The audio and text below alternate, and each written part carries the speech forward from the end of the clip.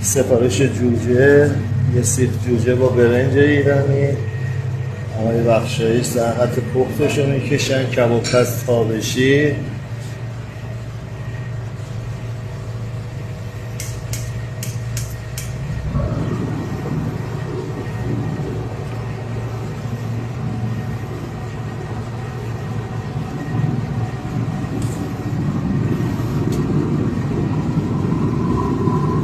حجم جوجه 180 گرم خام. ظرفامونه آلومینیوم استاندارد. حجم برنجی که کشیده میشه و دون برنج از بالا بریزید. دون برنج تارم، دون با کیفیت عالی و همراه کره و زعفرون آب شده.